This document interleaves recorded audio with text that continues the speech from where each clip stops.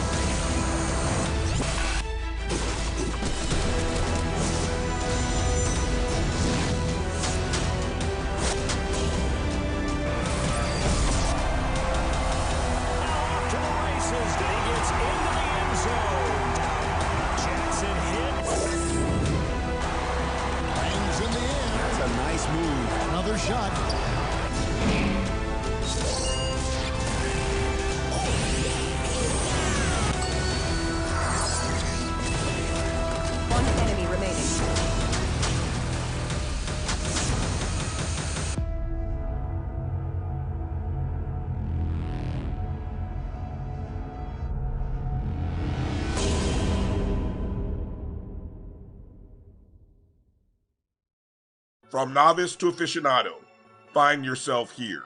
High quality cigars plus personal customer service with Slow Burn. Visit our website, www.slowburnwaco.com. Slow Burn is Waco's only mobile cigar lounge featuring a meticulous, curated collection of premium cigars. It's more than a mobile lounge. It's an environment and an experience rich in history, luxury, and personality. An elegant extension of any celebration occasion. It's the perfect escape and meeting place, a space where you can relax or enjoy a shared passion. Have Slow Burn plan your next big event, or before you are planning to celebrate your win over your athletic rival, you can shop our collections at www.slowburnwaco.com.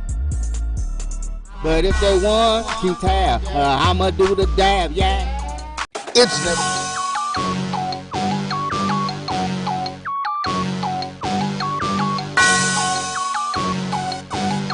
yeah.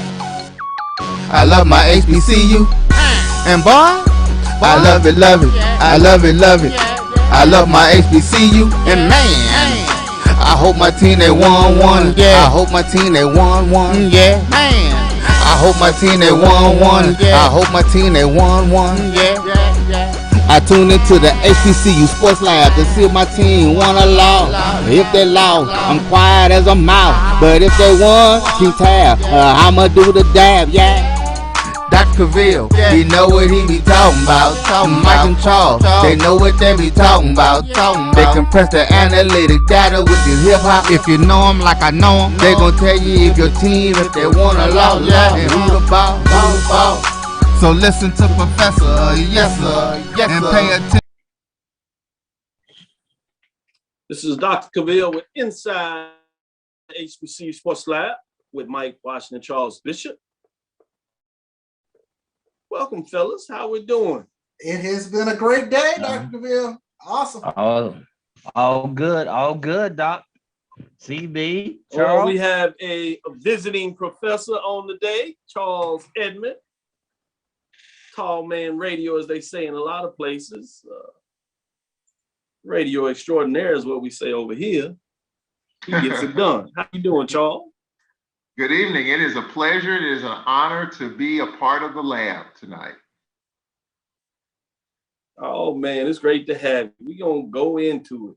Welcome to episode 204 of Inside the HBCU Sports Lab Radio Show podcast, the show that's covering the sporting HBCU diaspora, all things HBCU sports from institutions, large and small, from NEIA to the NCAA. We share insights and information on the HBCU sports culture and HBCU athletic aesthetics to facilitate the story of HBCU athletic programs and the business of HBCU sports.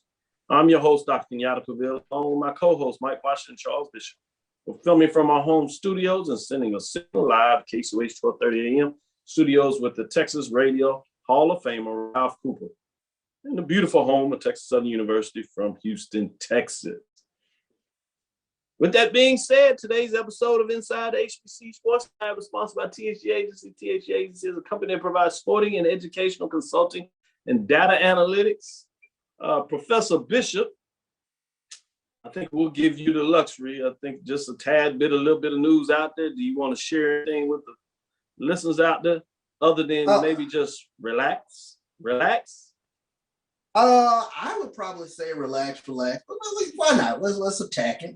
Let's jump right into the mix there. You gonna put everybody on the aid? Yeah, why not? RELAX, relax. I'm gonna turn into Aaron Rodgers on this. RELAX, relax.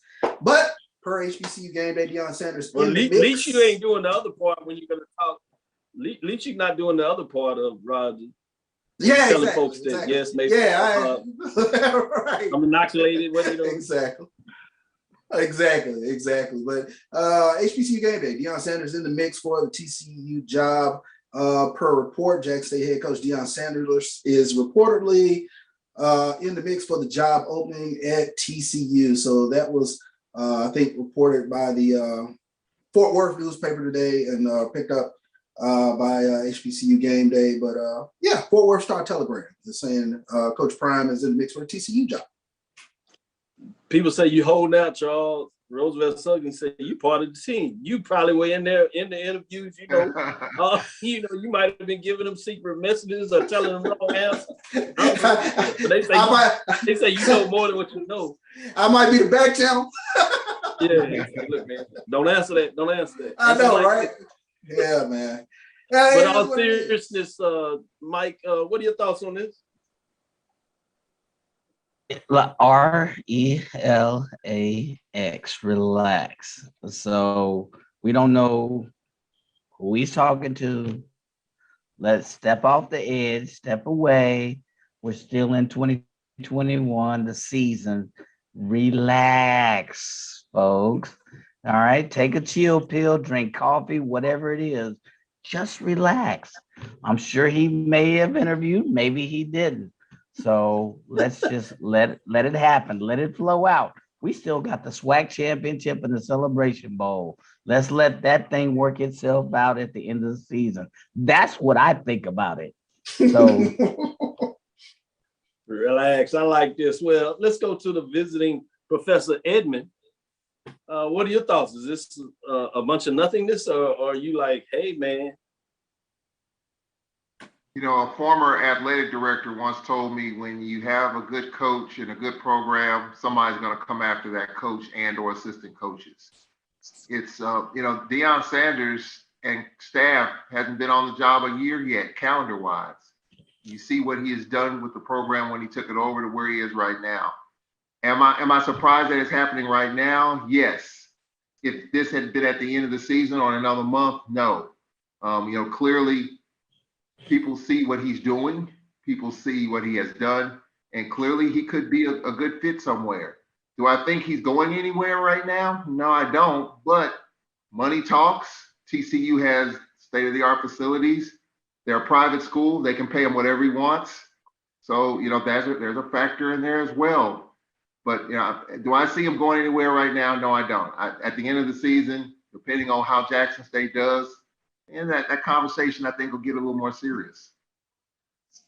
Yes. Yeah, so I dug in a little bit about this. Go ahead, Mike, before you. Yeah, I think we have to remember that Florida State reached out to him earlier. Shedeur Sanders is still a quarterback. He got another son playing on the defense. I mean, we could take this thing and piecemeal it 50 different ways past Sunday. Yes, he's going to be a candidate, but we would be remiss if we dive into it too deeply at this point in the season. As you said, Charles, he's a year in, really. Yeah, I don't think he's completed a full year. Let's relax. Let's see what happens. If it happens, it happens. But coaches that have this much success early in their career are always going to be candidates. You can't get around it. So relax. So. Yeah, there's two things that I point out here. Is I dug in a little bit because I like to see where the weeds are going. And one of the issues I heard very early on is that they were sending smoke screens because there's a coach at SMU, Dykes, that has a relationship with Texas Tech from his father. And a lot of folks at TCU was trying to do basically a smoke screen because they wanted Dykes. And they were scared that Texas Tech was going out there, which is one of the reasons they did Patterson like he did, which most folks in a lot of areas were furious, but they were scared that maybe they couldn't get him. And then you saw Texas Tech make their move where they did their own smoke screen and showed that they really didn't want Dykes because Dykes people were putting the information out that they did. They went in total direction and went with Baylor, the vice president. So that changed a lot of things. So a lot of interesting components of what's going on there. But I think at the end of the day, there's one thing that I will always put on the bottom line. We still live in America. And I know this is a subject that most people don't want to talk about, but we do rarely see African-Americans or Blacks get a head football coaching job in the South. And you're talking somebody, yes, he has the icon this, but when is the last time you've seen the icon get a coaching job in the South, even non-African-American, if you would, a European-American white? It just doesn't happen. It's a pure unicorn. So to get this excited about that, to me, sounds good. And I'll believe it when I see it, just because I don't believe in the changing of the guard in this country as much as some people do. I love for it to happen in regards to where there is actually actionable change taking place. And I hope it happens more often because it does need to have people that look like me have opportunities at institutions like what I refer to as historically white colleges and their athletic programs. But I'm not scared to say it, and it's real when it doesn't happen. And so unlike many people, I'm not going to tap dance around it. With that, we do have some somber news that we need to get out and play our accolades to those. Norfolk State, MEAC mourned the loss of longtime announcer Jackie Brown. This came from MEAC Sports. Norfolk State Department of Athletics and the MEAC are mourning the loss of longtime Spartan public address announcer Jackie Brown, 71, who passed away Tuesday, November 2nd. With that, he was one that held the microphone at Spartan basketball and football games for decades, and obviously beloved by many. So I certainly wanted to take a moment of pause to honor what he has done for Norfolk State, the MEAC, and HBCUs all over. Man. With that, I'm going to go back to you, Mike, Professor Washington, on some other championship news. What do you have for us on that front? Since we are chasing championship football, we got a couple of games before they play out, and we'll get into that the second half of the show, as we got Charles to be able to deliver it in, and we're going to actually ask him to dub down and give us a couple of mixtures, a couple of rivalry games going on, so we can get in to see his thoughts on several of those things and maybe ask him to dig a little further. Usually this next game, we're going to do that and then some. So we'll take that dive. But what do you have for us, Professor Washington? You remember when I first met you in 1989? I'm scared to answer this question, but yes, I believe so. You had dreads. You were a soccer player, and I was like, man, you a Negro playing soccer. I thought I was bad playing baseball. So speaking of soccer, the Lady Panthers edged out the Grambling State Lady Tigers 3-2 in a shootout victory on Sunday to claim the second SWAC championship title in 3, not 1, not 2, but 3 years. Congratulations to my Ladies Panthers from the Prairie View A&M University. So a lot happened with that game. After not allowing a goal in the first two games of the SWAC tournament, the Panthers were unable to stop Elizabeth Guerrero.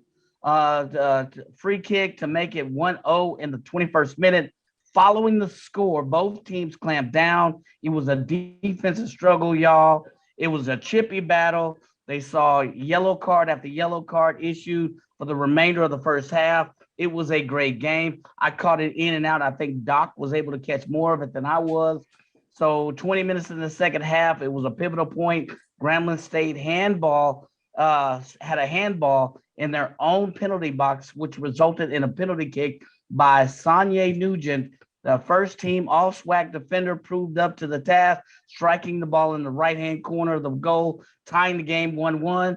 Both teams went scoreless, scoreless, going back-to-back. So when the Lady Tigers missing out on the first penalty kick, the Lady Panthers struck first with a kick from Miss Nugent to give them the early 1-0 advantage. It went back and forth for the sake of time. Let's just say that the Panthers came out and all the penalty kicks and the saves, 3-2. Congratulations to my Lady Panthers from the Prairie View A&M University. Did I say it again? Can I say it one more time? Second SWAC championship in 3 years. We got golf. We got soccer. What's next? If you bring lacrosse there, I think we'll claim that too. There you go. Congratulations, Lady Panthers. Nice job. Nice job. Yeah, man. It was exciting to see once she buried that last goal kick, penalty kick, as she had the opportunity at fifth one. Top right corner above the goalie. Goalie couldn't do anything about it. They rushed the field and fans. It was a beautiful sight to see what was going on. A lot of spirit. So it was pretty awesome. Oddly enough, check this out before I go back to you, Charles, for the next news that you speak of. Oddly enough, guess who Prairie View women will face in the NCAA tournament? They faced the number 4. Who? TCU Horned Frog. Yes, TCU Horned Frog. They just in the news today, huh? Yeah, they just say it just happens to find a way to the HBCU forefront. Yes. So yeah, that game is on Friday, November the 12th at 7 p.m.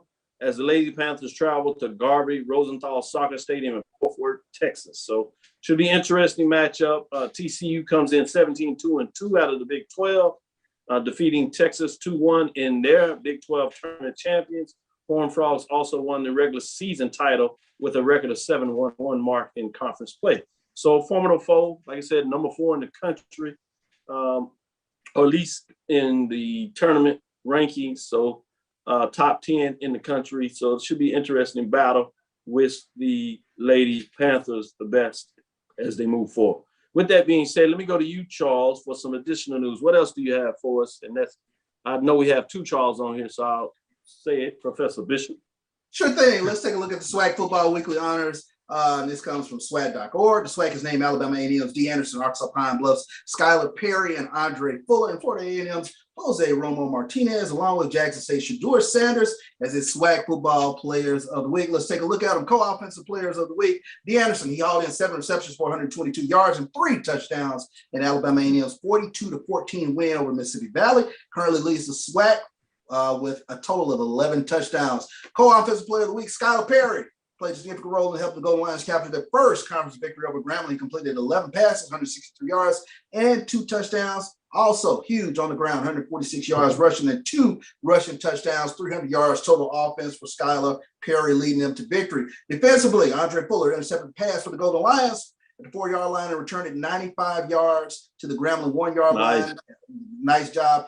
Fuller contributed. Couldn't get in there on the 1. No, exactly, on the 1. You got to get all the way in there. 5 solo tackles and a 5-yard sack. Romo Martinez had a perfect night kicking the ball, going 3 for 3 on field goals and 2 for 2 on extra points as he helped the Rattlers in a big victory over Southern on the Bluff. He also handled kickoff duties, averaging 61 yards per kick and 4 punts for 160 yards. And the newcomer of the week, Shador Sanders, 25-41, 3 touchdowns, no interceptions in Jackson State's 41-21 win over Texas Southern. He's thrown 23 touchdown passes thus far in the season, moving him into 8th place for touchdown passes in the season for Jackson State. currently completing 67% of his passes, which ranks first in the Southwestern Athletic Conference. Those are your SWAC players of the week.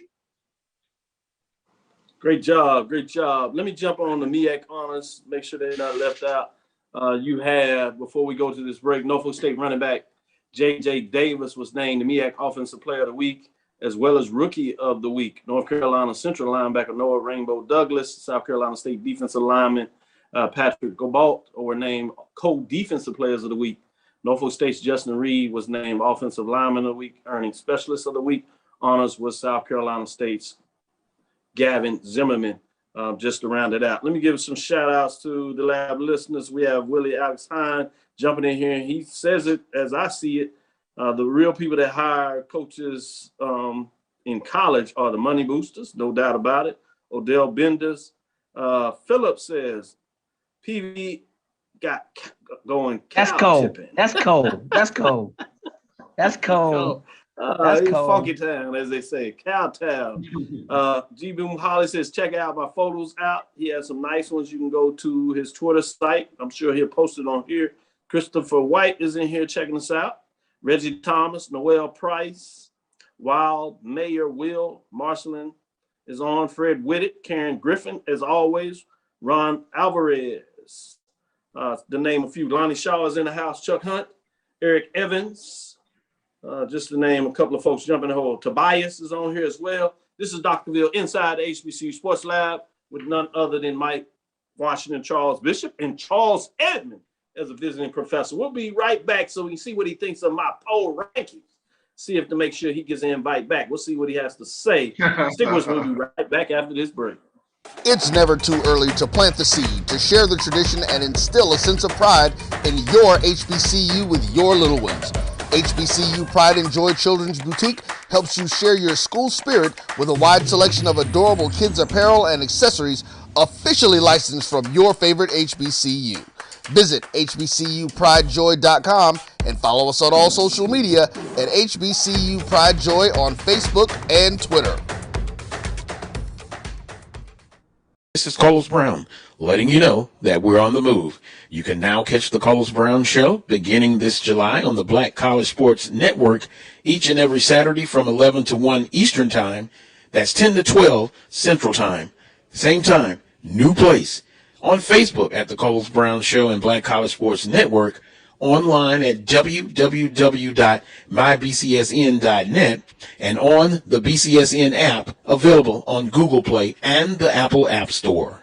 For 200 years, Montgomery, Alabama has been making history by people who had the courage to stand up for change. Today, this riverfront city has been reborn, embracing the past and looking forward to the future.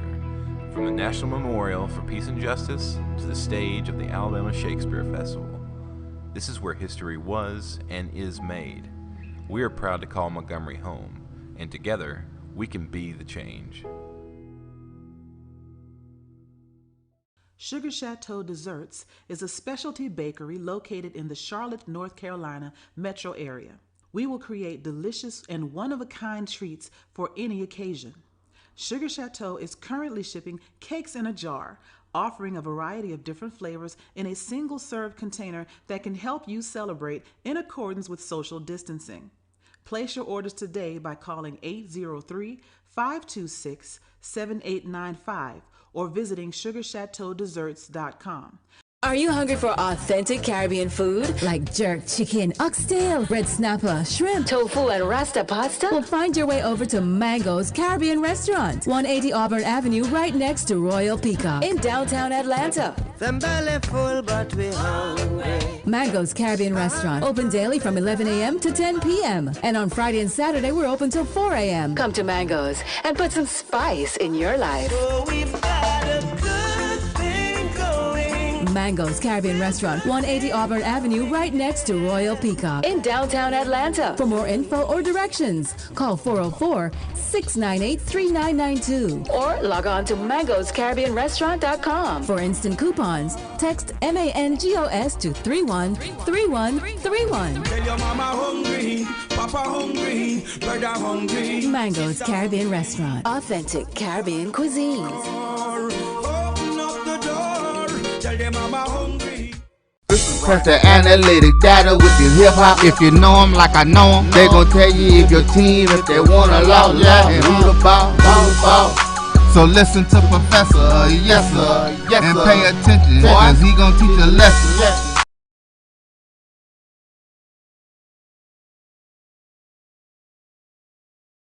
Inside the HBCU Sports Lab with Mike Washington and Charles. We're back to give you some more. Reggie Thomas, he says, rallies to the FCS playoffs. Let's go. Yeah, let's start talking it out there. Let's get it out there. I don't know if he's pushing the Rattlers or he's making sure that Jackson State is in the championship game. I like it either way. With that being said, receiving votes this week as we look in the Dr. Phil's 2021 HBCU Mid-Major Division for week number 10. Receiving votes is Benedict Tigers 5-5, 2-4. Bluefield State also receiving votes at 3-3, 6-5 respectively. But let's get in the top 10. As you see, Lane Dragons, they dropped 3 spots after a tough loss. They're 6-4 and 3-3 as it looks like they'll finish up the season. We'll see affirmative after this week when the NCAA Division II playoffs are announced. At number 9, you have Shaw Bears that sit at 6-4-5 and 219 points. They also fall 3 spots. However, you have number 8, Kentucky State Thoroughbreds, 6-4, 4-2. They had a big win.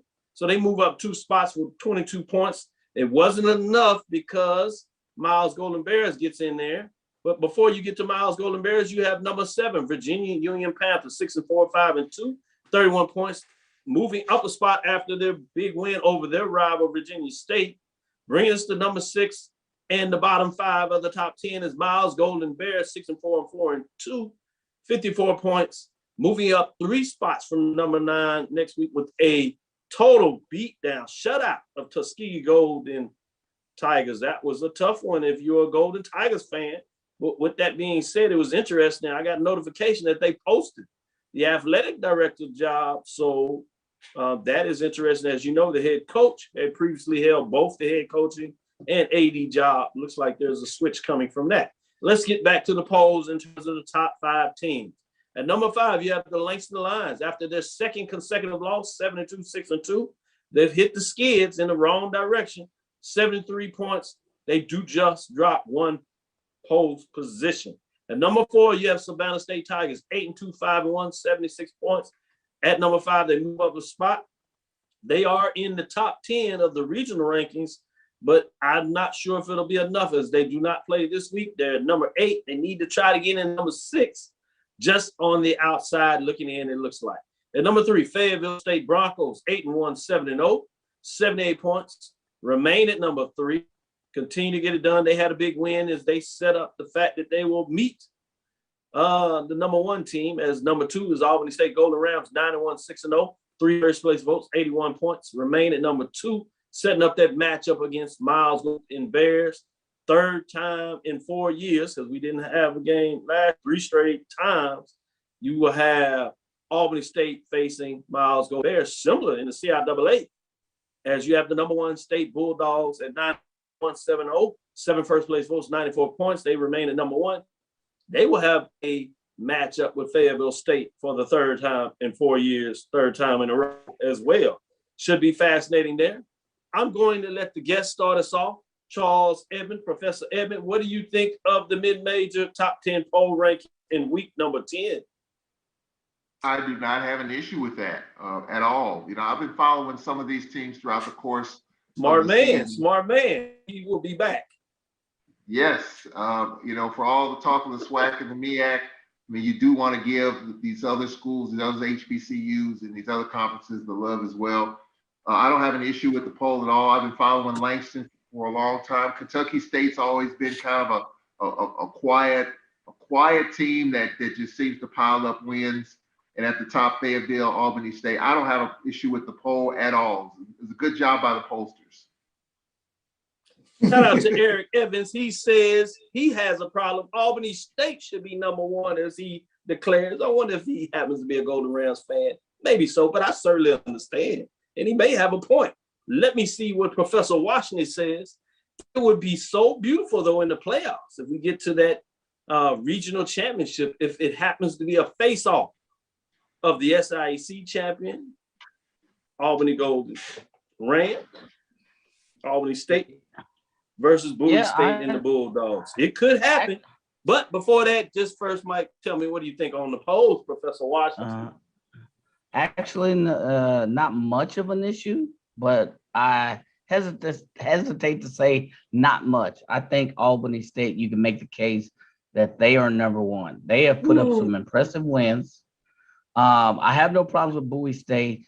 Again, I was the main one saying when they lost at the beginning of the year, RELAX, relax, because people were on the cliff. You did. But I have been an Albany. Let me make sure, because my wife from Georgia, she's like, say it right. So you can make the case that Albany State, where they playing, number one in defense, number two in offense. Their defense is strong. You could make the case that they can be arguably number one. I hate to say it, Fayetteville Broncos, really good, but you're here in the same slot again. Year 3, year 4, you're winning that side of the division. But when you face up against somebody else, you know what's gonna happen. What's gonna be the outcome? Will it be the definition of is it gonna be the definition of insanity? You know, the same thing over and over again. So congratulations to Fayetteville State. But if they go against Bowie State, you gotta favor Bowie State. They're just playing really well now. They're on all pistons. They're playing Bowie State football. They have thoroughly reloaded. So yeah, and here it is. You know, if you look at margin of victory as an indication, their margin of victory for their last 3 or 4 games has been, 12 points. They beat Winston-Salem by 7. They have an impressive win against Livingstone. But here you are, Fayetteville State. You win that part of the division, but here you are in the championship. Are you going to toss up another L? I can't say it any other way. Mm-hmm. Well, before I go to you, Charles, Mike didn't have much to say. He said about the poll, but then he said a whole bunch. But with that being said, I love it. I like what Chad Cooper says. He's one of those lab listeners out there that gets it right. He said, great poll. Yeah, Bill Russell out here talking about the Miles Golden Bears Nation is in the lab tonight. T. Foster says, good job about the poster. See. Eric Evans says, say no more. I think he agrees with Mike Washington, Professor Washington. The Fayetteville State upset Bowie. He said no. But let me go to Charles and see what he thinks. Yeah, I think the more things change, the more they stay the same. Bowie State and Fayetteville State meeting for a championship. Although we've seen some upsets this season, I don't think that'll be one of them. Bowie State, impressive. A statement victory over Elizabeth City this past weekend. Albany State, same thing, another statement win. And shout out to Albany State to play through the tragedy that they played with and losing a member of their football team, Adonis Butler. I want to make sure I say his name, young man who passed away November 1st last week. Good point. And for this team to go out and put up the number of points as his jersey number, impressive. Wow. That was wild. That was out of all the things I saw this weekend, that stood out to me more than anything. The Albany State pitched a shutout, their 5th shutout of the season, if I'm not mistaken. But to put up his jersey number, I'm sure that was such an emotional game for all involved with that. But I'm hearing the argument with Albany State in the mix for number 1. I think they have more shutouts than any HBCU team this season. Yep. Man, great points, and I'm so glad you pulled that out of there.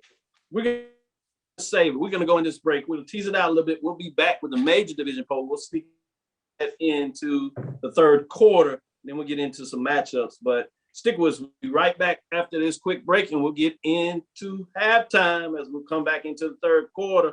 Great comments. Keep them coming. This is Dr. Ville's Inside HBCU Sports Lab with Mike Washington, Charles Bishop, and Charles Edmond. Stick with us. We'll be right back after this quick break. This is Ryan Fulford. AD Drew and I are co-hosts of the BCSN Sports Wrap. We talk about all things related to HBCU athletics. From the games, teams, coaches, and fan interest stories, we cover it all. You can find our shows on Facebook at BCSN Sports Wrap, YouTube at MyJBN Online, and everywhere you listen to podcasts like Anchor, Spotify, Google, and Apple Podcasts. You can also find the show on the Jericho Broadcast Network's app. Make sure to download. We look forward to you joining the conversation and being a part of the show. Since 2002, Empowerment Resources, Inc., a nonprofit organization, has empowered more than 1,500 youth and adults in Duval and surrounding counties through its programs Journey into Womanhood, Girls Mentoring, Life Skills for Teens, and Parenting Education Coaching. To get involved with programs, volunteer, or donate, visit www.empowermentresourcesinc.org. Follow us on social media, facebook.com/empowerment.resources and instagram.com/empowermentJAX. Shop Velvet Online Women's Boutique to spice up your closet with trendy, unique looks. We have fashionable and chic looks at very affordable prices. Velvet Boutique offers free shipping all year long on all orders. Shop online at www.melvetboutique.com. That's www.melvetboutique.com. Like us on Facebook and follow us on Instagram. Shop Velvet Online Women's Boutique. Press the analytic data with your hip hop. If you know them like I know them, they gon' tell you if your team, if they wanna love, and who the ball. So listen to Professor, yes sir, and pay attention, cause he gon' teach a lesson. This is Dr. Cavil with Inside HBCU Sports Lab. We have Professor Bishop, Professor Washington, and Professor Edmond, the visiting professor, in the building. As we get into the major division, then we'll sneak into some of these championship games and give you a breakdown of what's to come this week. With that being said, shout out to T. Foster, anniversary follow. I know he knows that I'm not the only poster person. I like it though. He said he was just kidding when he said he agreed with the poll. He said he says it's of one. Talking about the posters. There's actually 10 voters in the mid-major and 13 voters in the major division. So let's get into it. Dropping out this week, Southern Jaguars 4-5 on the season after tough losses along with Delaware State. Hornets, as they also had a loss that went down to the wire. That Thursday night game against Morgan State, as we ended the show that was just getting kicked off. Shout out to the Morgan State Bears getting off the skid. Shout out to Bethune-Cookman Wildcats getting out to the skids. We'll push Charles Evan on that a little bit, but we had to find a way to sneak it out there. At number 10, Hampton Pirates 4-5, 2-3 on the season. They found a way to sneak in the poll more about what people didn't do versus what they did. They did bounce back and get a win conference last week. They are ranked number 13 as they were not ranked last week. At number 9, you have North Carolina Central Eagles 4-5, 2-1, 17 points not ranked.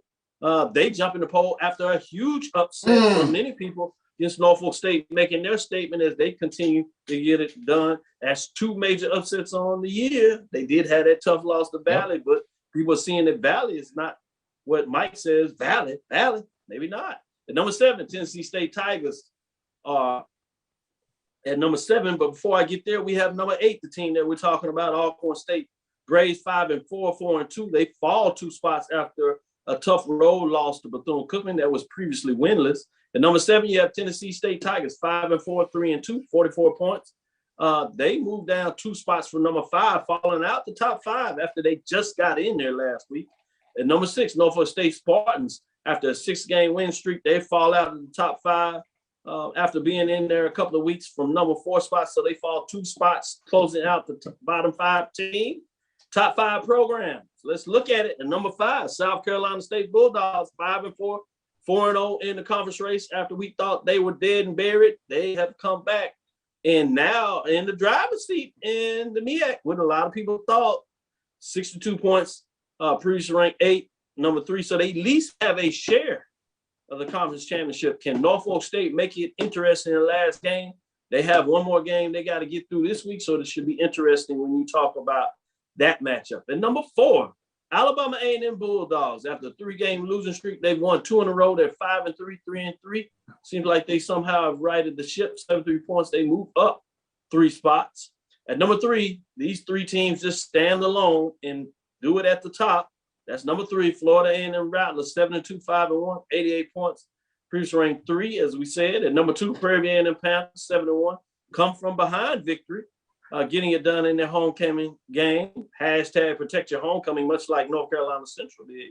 6 first place votes, 108 points. Remaining at number 2. Number 1 is Jackson State Tigers for the 6th straight week. They are holding on to the number 1 spot, 8-1, 6-0, 7 first place votes, 114 points. They are getting it done.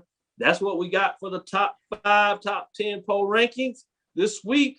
Let me go to Professor Bishop first. What do you think of the top 10 major division rankings for week number 10? I think you touched on it. I mean, I think those 3 teams at the top, they stand out apart from everybody. Jackson State, Florida A&M, and Prairie View, or I should say Jackson State, Prairie View, and Florida A&M. They've just kind of separated themselves from the pack. But I want to give a shout out to the teams that won and were previously hadn't won a game this season. Bethune-Cookman, we know how difficult it is to beat Alcorn, because Alcorn plays with the championship medal, and to get through a team that feels invincible, or a team that has that championship pedigree, that's huge. So I give a lot of credit to Terry Sims and Bethune-Cookman for not playing out the string, but playing to win a ball game. Same thing with St. Augustine as well. They got a huge victory over Shaw. Didn't see that coming. So those were 2 teams that stood out to me. And then Arkansas Pine Bluff, everything has gone against them this past season. Injuries for Doc Gamble to get a huge win over Grambling, that was huge. So shout out to those 3 teams in particular. Yeah, big time. Great breakdown there. Let me go to you, Professor Washington. What are your thoughts on the top 10 poll ranking? Think about this. The top 4 teams out of the SWAC. 3 of those 4 are in the Eastern Division. Charles said, watch out for the East. And then you say 5 of the top 10 are out of the SWAC. Interesting when you think about that makeup. What do you think of the top 10 poll rankings? Yeah, I will say yes. Kudos to the East. They have their big 3. I guess let me jump back to Tennessee State. I have not been a fan of the Tennessee State program, but they've made progress. Kudos to them. Even though they lost, they are still number 3 in that division. They lost to UT Martin. So they're still number 2 or 3 in a lot of statistics in that category. So when you put Norfolk State above them, I kind of scratched my head at that one. And I wonder why, you wonder if these teams play, who would win that game. So Tennessee State has done a lot of things, but they made some improvements. They played well. They made the top 5 last week. They had a loss, but if there's a such thing as a quality loss, I would give it to them. You can't say anything enough about the poll with the big 3. And the big 3 are all strong defensive teams. I can't say that enough. Defense travels. Defense wins championships, but more importantly, defense wins on the road. So, no issues there. But hats off to Bethune. I echo. They could have cashed it in, but they played hard and won against an Alcorn State team. So, hats off to the Bethune-Cookman team as well. So now, but to me, right now, there are 2 teams that control their own destiny, and that's Jackson State and Prairie View A&M. You wonder if Alcorn got caught looking ahead. You wonder if they weren't prepared. You don't know. So, but there are 2 teams that control their own destiny, and that's Jackson State and Prairie View. And right now they're on a collision course unless some other team knocks them off that course.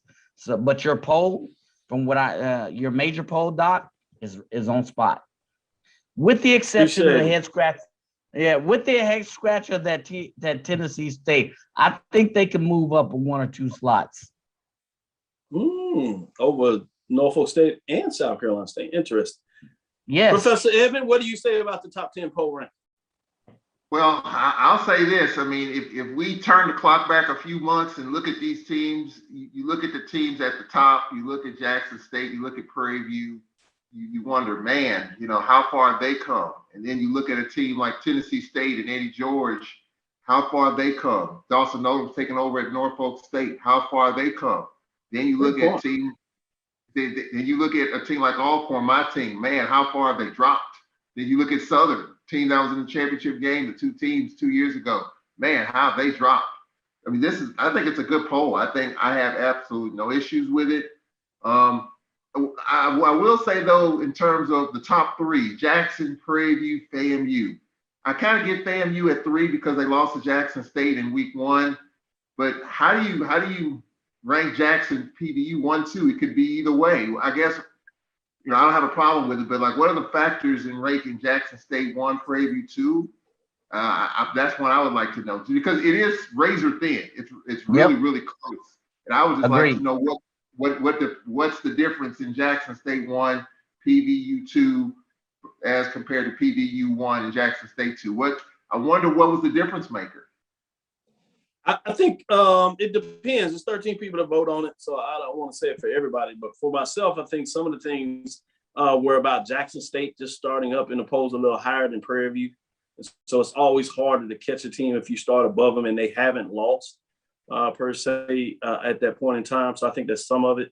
I think the other part of it is you look at the fact that Jackson State has a win over FAMU, and now FAMU continues to do what they're doing, and they rank 3. So it looks better. You have Jackson State has a win over Alabama A&M that's ranked 4. At least was top 10. So you start looking at the quality of wins against other top 10 teams. Puts Jackson State, even though the poll rankings, some people may just see Prairie View being ranked top 3 in offense and defense, and that's why they gave them the first place votes. Luckily for us, if things play out, that's a matchup that we could see in the championship game. While I certainly think games need to play out and people are going to do what's necessary, it would be fascinating to see if both teams come in undefeated, because we haven't seen that happen in the championship game in terms of the conference. That would be fascinating just to see what that looks like. And then you would get it play out on the field to see ultimately who is 1 or 2, at least for that week, in terms of the poll ranking. So I think that's some of it. But still a lot of football left. Yeah, a lot of football left. And so you got a big matchup this week. We'll get into it. But before we do this, I did want to talk about the championship. The last 15 minutes, we'll talk about that SWAC matchup, which we'll talk about Southern and Jackson. We'll get a chance to talk about that a little bit and those kind of things. So before I do that quickly, and we don't have to spend a great deal of time on this because I think you've kind of hinted to it and said it. But number 1, Bowie State Bulldogs 9-1-7-0 at number 3, Fayetteville State Broncos 8-1-7-0. This is an example of a championship game. Both teams come in undefeated. On paper, it should be a slug out, 1 versus 3 in terms of the poll rankings. Both teams are playing really well. Bowie State has gotten it done the last couple of years. I'll go with you, Mike, in terms of any thoughts that you want to talk about in terms of this matchup.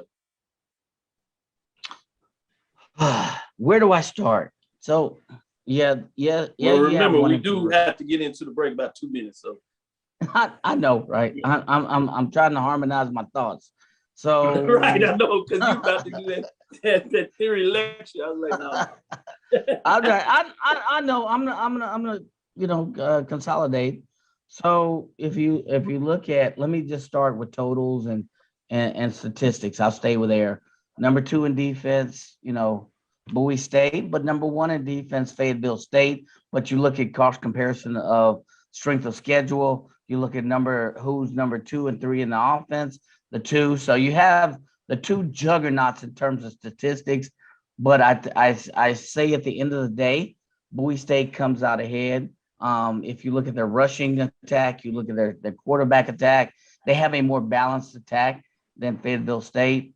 So it should be a slug match at first. I think this game will be closer than matches have been in the past, but I think at the end of the day, Bowie State pulls it out. Mike, I'm gonna go with you. I want to go with this top 10 matchup also out of the SIAC. Number 2, Albany State Golden Rams 9-1-6-0. They versus number 6 Miles Golden Bears, who are 6-4, 4-2. 2 of their losses are to the Eastern Division. They went undefeated in the West, but we obviously see East stronger than the West this year. What are your thoughts, Charles Bishop, in terms of this Albany State Miles Golden Bears matchup? I just think Albany State is just one of the stronger teams that I've watched this past season. Like I said, if I'm not mistaken, they have 4 out of 5 shutouts this season. They have just been a very dominant team, and I think they are playing, unfortunately, with a heavy heart, and that in some ways might propel them in this game versus Miles. I think, when you have that sort of emotional groundswell within your team in terms of trying to do it for a teammate, I think those are some, intangibles that can take you over the top. I just like this Albany State team. I love the way they play defense. Yeah. We've talked a lot about Jack State, FAMU, Prairie View in terms of defense, but this Albany State defense has been one of the more dominant defenses, I think, in HBCU football. Great points, no doubt about it. Let's get into this break, and we'll come back on the other side. We'll get into the major division game of the week. We'll look at the MEAC, we'll look at the SWAC, and then we'll sneak in a couple other games within the SWAC as well, and get all of y'all thoughts on that. Let's take this quick break before we get it into the fourth quarter. This is the last one. Let's come back and hit it hard.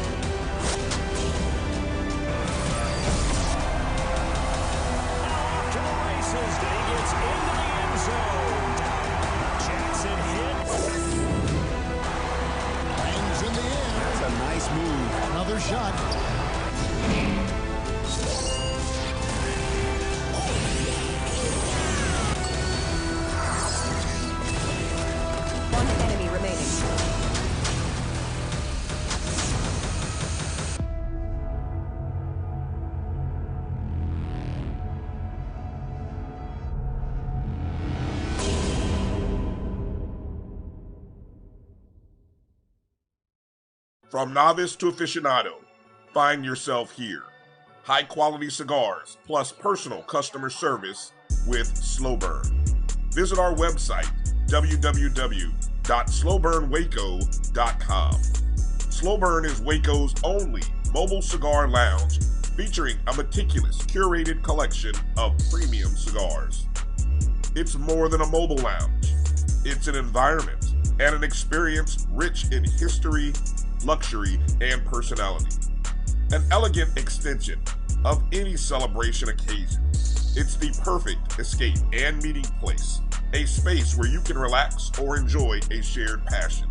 Have Slow Burn plan your next big event, or before you are planning to celebrate your win over your athletic rival, you can shop our collections at www.slowburnwaco.com. But if they want to tab, I'ma do the dab, yeah. Press the analytic data with your hip hop. If you know them like I know them, they gon' tell you if your team, if they want a law, and who the ball. So listen to Professor, yes sir, and pay attention, cause he gon' teach a lesson.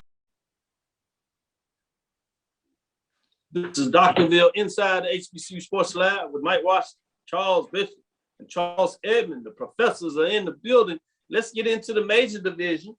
Kind of had some off the air talk, so it should be interesting to see. We have Norfolk State traveling to Dover, Delaware. MEAC Saturday game. It is number 6 Norfolk State Spartans 6-3-2-1 at Delaware State Hornets 4-5, 1-2. Both teams essentially were upset. Delaware State at Morgan State on the road. Norfolk State at North Carolina Central. Who will bounce back? Spartans need it if they want to make their last game against South Carolina State be the de facto MEAC championship game with a Celebration Bowl bid on the line. Let me go to you, Charles Edmond, as the special guest. What are your thoughts in terms of this matchup between the Spartans and the Hornets? I'm a big Dawson Odom's fan. And when he left Southern to go to Norfolk State, I was kind of disappointed because I thought he really did a good job there. But we all know all the dynamics that happened with him leaving in Baton Rouge. He's turned that Norfolk State program into something special. Who would have thought this 3 months ago that they would be in the top 10? So I'm riding with Norfolk. He's turned that program around, getting a lot of social media love and a lot of media love. I'm going with Norfolk. Charles Bishop. Well, let me go to you, Mike. First, before I come back to you, Charles, I want to stay with you after that question, get your thoughts on it. So I'm going to go to you, Mike. Number 6, Spartans against the Hornets. What are your thoughts in terms of this MEAC game of the week?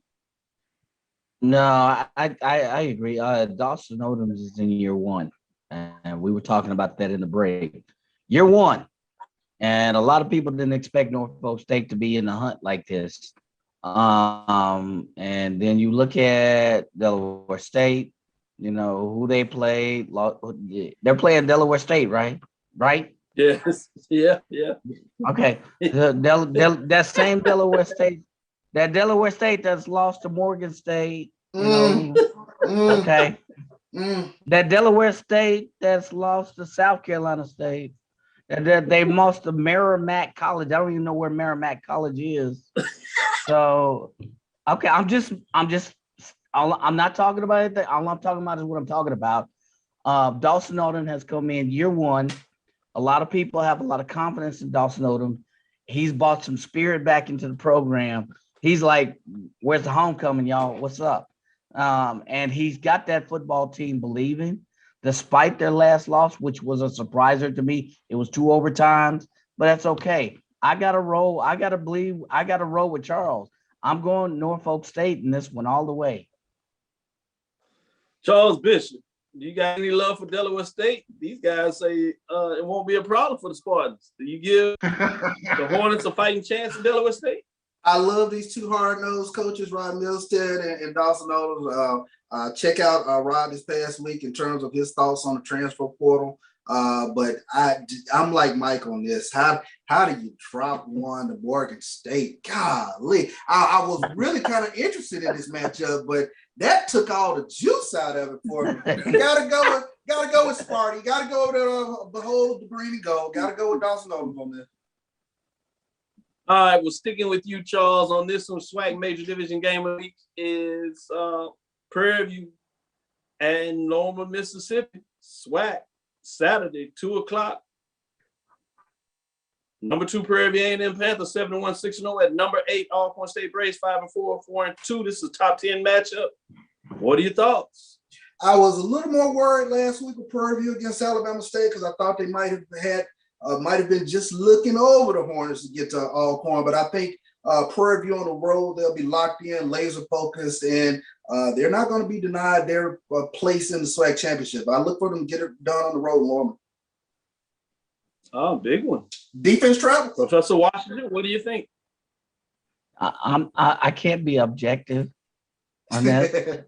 I can neither confirm nor deny my beliefs on this game.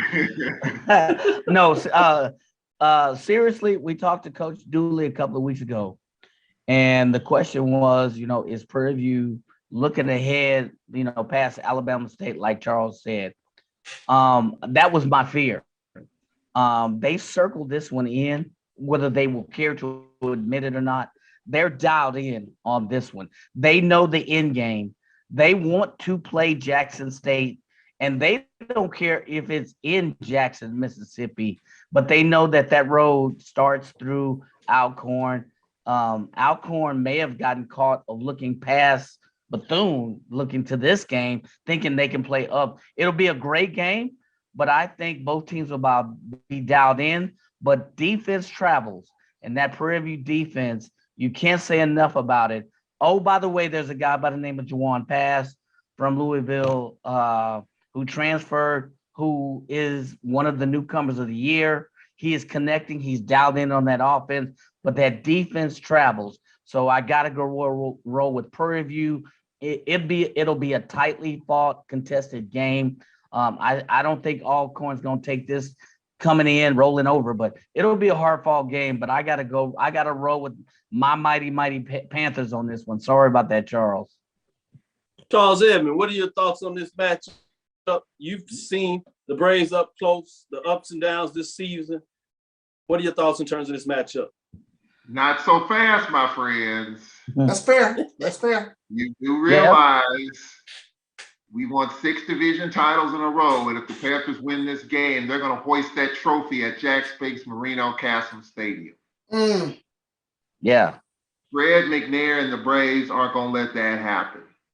Okay. I do a show every Monday night. I looked at Fred McNair the whole hour, and you just see a level of focus that I hadn't seen all year. They know what's at stake. It's not under their control. All they can do is win out, and hopefully Panthers drop one in the Valley at the end of this month. I think the Braves are going to come out and run the football. I will say, though, that this is the best Prairie View defense I've seen in a while. I mean, Coach Dooley's teams at PVU, they can score 1,000,000 points, but if you give up 1,000,001, you still lose. This defense is the truth. They get after you on the back end, sacks, picks. So, we're going to have to protect the football, and we're going to have to run the football. I think the Braves being at home, knowing what's at stake, they're going to protect their house, the Spinks jinx. The Braves are going to come out and play their best game of the year. By far, Braves will win the game and keep their hopes alive. Okay. All right. Big one. Edmund called it. Chad Cooper says, for Thursday's show, can Southern and Alcorn spoil the perfect records for the division leaders? Who has the better chance? That should be a good one for Thursday. I think Charles just answered the one for Alcorn, so I'll give him a chance since he's not on schedule to be back on Thursday. What about Jackson at Southern? Can Southern make that upset? Or do you think Jackson will stay undefeated until they play the Braves in that season finale, the rivalry game? Tell me about both of those matchups before we let you go today. Well, for Southern Universities, which team's going to show up? Is it going to be the team that played us like heck for 4 quarters 2 weeks ago? Or is it going to be the team that didn't show up against Prairie View in the second half 3 weeks ago? Or is it going to be the team that didn't show up for the last 3 quarters last week? And I've told my buddy Carlos Brown this, when the Jaguars' back is against the wall, they seem to play better. They can't stand prosperity where their backs are against the wall again. And I predicted this. I said this. I think Southern's going to win the game. I really do. I think Southern's going to play their best game of the year because they know if Jackson wins that game, they're going to hoist the Eastern Division trophy on their field. So I don't see that. So I think that Southern's going to play the best game of the year. Jackson got some things to work on. Obviously, Coach Sanders hasn't been there the last 3 weeks. We don't know his status for Saturday. And they got some things to work on, clearly. Shadur Sanders has outperformed everyone. In terms, my thing for Jackson State, what they're doing now, I expected this in 2022, but they have exceeded my expectations by far. And so they're going to be tested. Jaguar Nation's going to be rolling, and I think Southern's going to win the game. Woo! I'd say this, you make great point. And I think both of the home teams, as you said, will be extremely focused. I think what's unique about the two teams that they are seeing this weekend, I think this is a year that both of those teams will be extremely focused. And what makes it unique, both of those teams have had heartbreaking losses to those teams. So they're going to come in extremely focused and motivated, not just to close out the season. I think it's going to be more about them wanting to bring it in to the losing streak they have against those two teams. And I think they're going to bring a level of road focus that you hadn't quite seen before that's going to far exceed any of those desires to come for a SWAC championship. I don't think that's going to be on their mind. I think they're going to be focused to the opponents they have against them. And that's what's going to make these two games extremely interesting, because I think they have the ability to be classic matchups, because both teams, and in this case, all 4 teams are literally going to come in extremely focused in these matchups just because of what has taken place the last couple of years.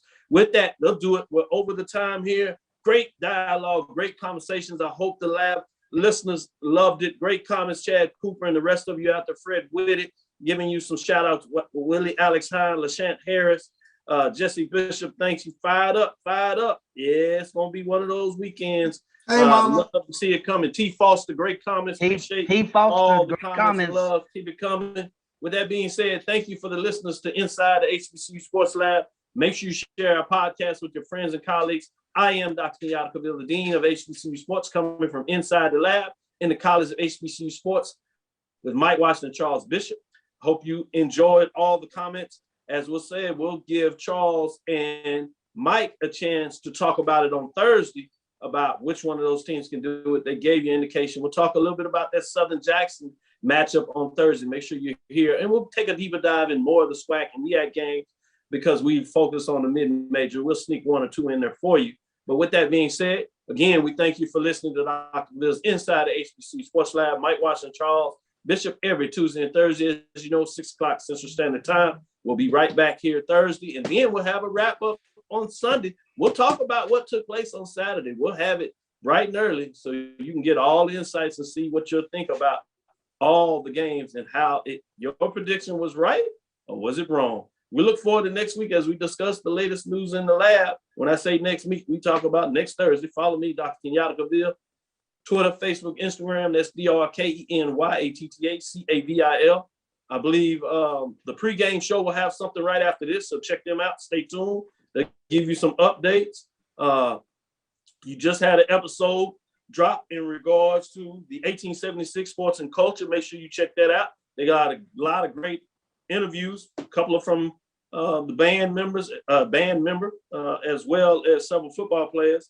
And then you always got to keep up with Charles Eggman as he does his show with Aaron McNair. Go back if you haven't heard it. As you can tell, he's focused, I'm sure, with some great radio to listen to. Go check that out. Follow me again, Dr. Kenyatta Cavil, Twitter, Facebook, Instagram, Inside the HBCU Sports Lab on Twitter. That's Facebook or YouTube, Inside the HBCU Sports Lab. Dream big, continue to move forward. Let's check out this quiz. We will talk with you soon. Charles Bishop. Of course. Mike Washington. Lecture. Charles Edmond. Dismissed. We got.